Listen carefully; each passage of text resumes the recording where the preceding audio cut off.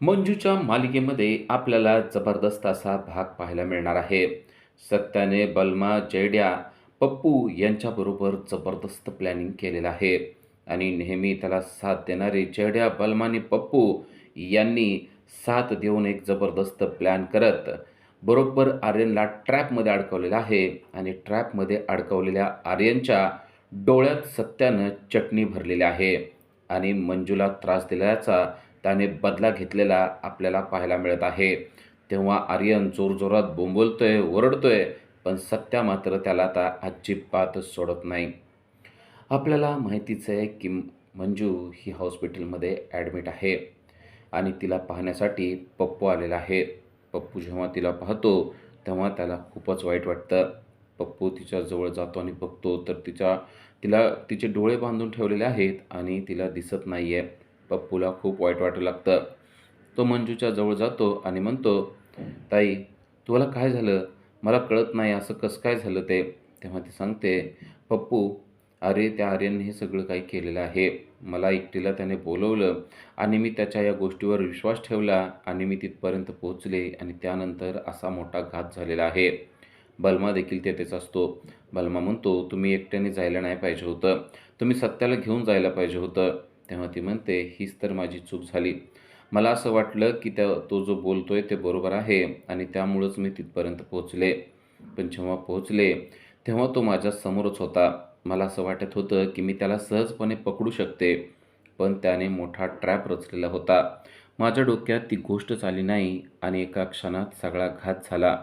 त्याने माझ्या डोळ्यामध्ये चटणी टाकली आणि त्यामुळं मला काहीच करता आलं नाही. मी अक्षरशः ओरडत होते, विवळत होते आणि तो जोरजोरात हसत होता." हे जेव्हा ती सगळं सांगत असते, तेव्हा पप्पूला आणि बलमाला खूपच राग येत असतो. पप्पू आणि बलमा म्हणतात, "आता तुम्ही काहीच टेन्शन घ्यायचं नाही." पप्पू सांगतो की, "मंजूताई, आता तुम्ही रिलॅक्समध्ये आराम करा. आम्ही आहोत ना. आम्ही त्या आर्यनचं बघून घेऊ. तुम्ही आता मनाला कोणतीच गोष्ट लागून घेऊ नका." तेव्हा मंजू म्हणते, "पण मला आता दिसेल का नाही असा मोठा प्रश्न निर्माण झाला आहे. माझं मन मला म्हणायला लागले की जर का मला आता आयुष्यभर दिसलंच नाही तर मी काय करू?" तेव्हा बलमा म्हणतो, "असलं अजिबात बोलायचं नाही. तुम्हाला अगदी व्यवस्थित दिसणार आहे. तुम्ही काहीच काळजी करू नका."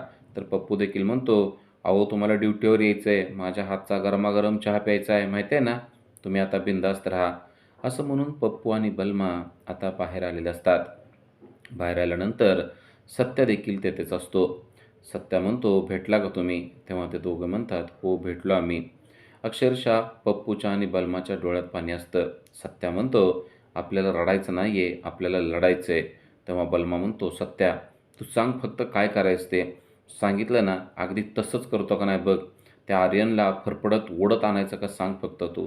सत्या म्हणतो, "त्याला फरफडत ओढत तर आणायचं आहे, पण त्या अगोदर त्याच्या डोळ्यांचा बदला घ्यायचा आहे. ज्या डोळ्यांनी माझ्या मंजूला इतक्या वाईट नजरेने बघितलंय आणि तिच्या डोळ्यात चटणी गेल्यानंतरसुद्धा जो हसत-हसत तिच्याकडं पाहत होता, त्याच्याच डोळ्यामध्ये चटणी भरल्याशिवाय मी शांत बसणार नाही." असं सत्या सांगतोय. तेव्हा जयड्या विचारतो, "पण यासाठी काहीतरी प्लॅन आपल्याला करणं गरजेचं आहे." आणि मग सत्या म्हणतो, "प्लॅन तर करायचा आहेच." असं म्हणून सत्याने सर्वांना प्लॅन सांगायला सुरुवात केलेली आहे. सत्या, जयड्या, बलमा आणि पप्पू हे मिळून प्लॅन करत आहेत आणि जयड्या पप्पूला सांगतोय की, "तुला एक काम देतोय, ते काम तू करणं गरजेचं आहे." पप्पू सगळं काही बोलणं ऐकतोय आणि सत्या त्याला एक-एक गोष्ट सांगतोय की आपल्याला काय-काय करणं गरजेचं आहे. हे सगळं ऐकल्यावर पप्पू खुशच झालेला आहे. पप्पू म्हणतो, "पण हे असं सगळं होऊ शकेल का?" सत्या म्हणतो, "अगदी 100% होऊ शकतंय. जर का आपण व्यवस्थित काम केलं ना, तर फिक्समध्ये आपण आर्यनचा कार्यक्रम लावू शकतो." तेव्हा जयड्या आणि बलमा देखील खुश होतात आणि म्हणतात, "ह्याला खरंच सत्या, एक नंबर प्लॅन केला बरं का तू. मला वाटतंय की आपण आहे ना, तू म्हणतोयस अगदी तसंच करूया आणि जर का हे सगळं आपण म्हणतोय तसं घडत गेलं ना, मग मात्र आर्यनला कोणीसुद्धा वाचवू शकणार नाही." तेव्हा सत्या म्हणतो, "अरे, आपली गॅरंटी आहे. त्याला काय पाहिजे असतं ना, ते मला चांगलंच माहिती आहे. अगदी त्याप्रमाणेच आपण प्लॅन केलेला आहे. तू बघ, तो कसा अगदी बिळातून बाहेर निघतोय आणि आपल्या ट्रॅपमध्ये येऊन अडकतोय." जयड्या म्हणतो, "मला सुद्धा तू म्हणतोस ना, ते बरोबर वाटतंय. तो अगदी जो ट्रॅप रचला आहे ना, तो योग्य रचला आहे. आजपर्यंत त्याने खूप काही-काही केलेलं आहे. पण आता बारी आपली आहे आता त्याला आपण सोडणं म्हणजे आपल्याला तो भेकडं समजणार आहे. आपण काय भेकडे नाही आहेत. आपण सुद्धा कसे आहोत ना, ते त्याला दाखवणं गरजेचं आहे, असं तो सत्याला सांगतोय. सत्या म्हणतो, "आत्ता आपली वेळ वाईट होती म्हणून तो वाचलेला आहे, पण आता तो वाचणार नाही." आणि प्लॅनिंगने ठरल्याप्रमाणे आता पप्पूने आर्यनला फोन लावलेला आहे. फोन लावल्यानंतर आर्यन विचारतो, की "कोण बोलतोय?" तेव्हा पप्पू सांगतो, "तुझा हितचिंतक बोलतोय." आर्यन म्हणतो, "ए, तुला काय बोलायचं आहे ना ते स्पष्ट बोल." तेव्हा तो म्हणतो, "स्पष्ट बोलण्यासाठीच फोन केलेला आहे. तुझा जो दुश्मन आहे ना, तो दुश्मन आमच्या ताब्यात आहे," असं त्याने सांगितलंय. तो म्हणतो, "कोणता दुश्मन? मला लय मोठे दुश्मन आहेत. तू कोणत्या दुश्मनाबद्दल बोलतोय ते सांग." पप्पू म्हणतो, "हो, तुला लय मोठे दुश्मन आहेत. पण त्यातला एक जो दुश्मन आहे ना, की ज्याच्या बायकोला तू आत्ता त्रास दिलेला आहेस, तो आत्ता माझ्या ताब्यात आहे." आर्यनला खरंच वाटत नाही की हा सत्याविषयी बोलतोय. तो म्हणतो, "तू सत्याविषयी बोलतोयस?" पप्पू म्हणतो, "हो, मी सत्याविषयी बोलतोय." तो म्हणतो, "अरे पण तो तुझ्या ताब्यात कसं काय?" पप्पू म्हणतो, की "त्याचं आणि माझं जुनं वैर आहे. पण आता मला तुझी मदत पाहिजे आहे.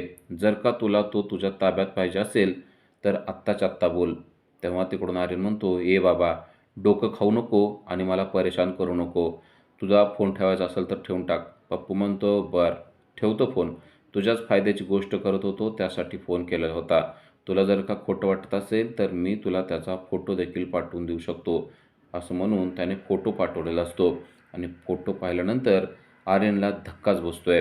कारण त्या फोटोमध्ये त्याला स्पष्टपणे दिसतंय, की सत्याला त्याच मसाल्याच्या फॅक्टरीमध्ये या माणसाने बांधून ठेवलेला आहे आणि जेव्हा तो ते फोटो बघतो, तेव्हा आर्यन एकदम खुशच होतो. तो म्हणतो, "काय? तू त्याला बांधून ठेवलेला आहे?"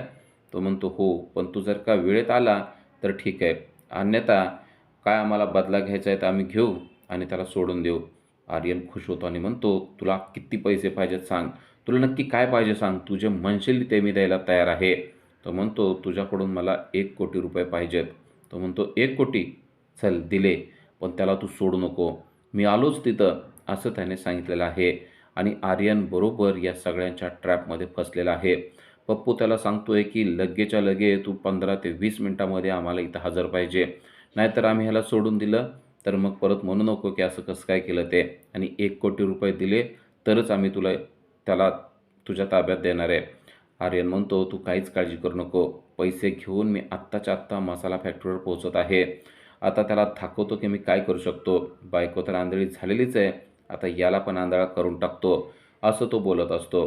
तेव्हा पप्पू त्याला म्हणतो, "तुला काय करायचं ते कर. आम्हाला सांगण्याची काही गरज नाही आहे. आमचे पैसे दे आणि त्याला तुझ्या ताब्यात घे."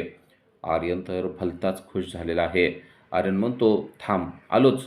असं म्हणून आता आर्यनने फोन ठेवलेला आहे आणि आर्यन आता ज्या ठिकाणी सत्याला बांधून ठेवलेलं आहे, तिकडे गेलेला आहे. जेव्हा तो तिथे पोहोचतो, तेव्हा त्याला पाहून खूपच आश्चर्य वाटतं, की खरोखरच सत्याला बांधून ठेवलेलं आहे आणि तो सत्याच्या समोर येतो आणि म्हणतो, "आता कसं वाटतंय तुला? आत्तापर्यंत लय उड्या मारत होता ना? कसं तुझ्या बायकोला आंधळं करून टाकलंय ना, आता तुला सुद्धा आंधळं करून टाकणार आहे. मग तू आणि तुझी ती मंजू दोघंजणं ब्लॅक ब्लॅक खेळत बसा. कसं वाटतंय तुम्हाला आता? चल रे, ही घे तुझी पैशाची बॅग आणि निघ इथून." असं म्हणून त्याने पप्पूकडं पैशाची बॅग फेकलेली असते आणि सत्याच्या समोर तो गेलेला असतो आणि म्हणतो, "याच फॅक्टरीमध्ये तुझ्या मंजूच्या डोळ्यात मी चटणी टाकली होती आणि बघ नशीब कसं असतंय. पुन्हा तू सुद्धा मला तिथंच सापडलेला आहे. आता तुझ्या डोळ्यामध्ये अशी मी मूठभर चटणी टाकणार आणि तुझा गेम करून टाकणार आणि तू सुद्धा आंधळा होशील. आता हेच तर मला पाहिजे होतं. नियती माझ्या बाजूने आहे. त्यामुळे हे सगळं काही घडतंय." असं तो बोलत असतो आणि तो बोलत बोलत जेव्हा सत्याच्या जवळ जात असतो, तेव्हाच पाठीमागून 2 व्यक्ती त्याच्या बाजूने येत असतात. ही गोष्ट त्याच्या लक्षात येत नाही आणि ते म्हणजे बलमा आणि जयड्या. जसा तो सत्याच्या समोर जातो, तसा या दोघांनी त्याला पकडलेला आहे आणि जसा त्याला पकडलाय, तेव्हा त्याला काय करावं तेच कळत नाही. तो हलण्याचा प्रयत्न करतोय, पण त्याला हालायला देखील जमत नाही. जयड्या आणि बलमाने त्याला चांगलाच घट्ट धरून ठेवलेला असतो आणि तो म्हणतो, "ए, तुम्ही सोडा मला." पण ते दोघं आता त्याला सोडत नसतात आणि तेव्हा सत्याने त्याच्या हातातली दोरी सोडलेली आहे, कारण ती तेवढी घट्ट बांधलेलीच नसते आणि तो स्वतःच्या घड्याळाकडे बघत त्याला म्हणतो, "तुला माहिती आहे का आर्यन, आत्ताच्या घडीतली सगळ्यात वाईट गोष्ट कोणती आहे? तुझी वेळ. तुझी वेळ लय वाईट आहे. तू माझ्या ट्रॅपमध्ये सापडला आहे. तुझे 1 कोटी पण गेले आणि आता तू पण गेलास. तुला काय वाटलं होतं की प्लॅन फक्त तूच करू शकतो आणि खोटं फक्त तूच बोलू शकतो. आम्ही देखील हे सगळं करू शकतो." असं म्हणून त्याने त्याला पकडलं आहे आणि त्याच्या तोंडावर, नाका, तोंडात, डोळ्यात त्याने अक्षरशः चटणी भरलेली आहे आणि त्याने मंजूचा बदला घेतलेला आहे. अक्षरशः त्याला पाडून, लाथाबुक्क्या घालून, त्याला सगळ्या त्याच्या तोंडामध्ये आणि विशेषतः त्याच्या त्या खुंखार डोळ्यामध्ये सत्याने चटणी भरलेली आहे, की जेणेकरून पुन्हा त्याने कधीच मंजूकडं नव्हे तर कोणत्या स्त्रीकडं वाईट नजरेने बघितलं नाही पाहिजे आणि तिला त्रास दिला नाही पाहिजे. अक्षरशः पप्पू, बलमा आणि जयड्या यांनी त्याला चांगला दाबून धरलेला आहे आणि सत्या मात्र त्याच्या डोळ्यामध्ये चटणी भरत आहे आणि आर्यन गुरासारखा जोरजोरात ओरडत असताना आपल्याला पाहायला मिळत आहे. तर अशा सिरियलच्या अपडेटसाठी आजच आमच्या चॅनलला सबस्क्राईब करा. Thank you.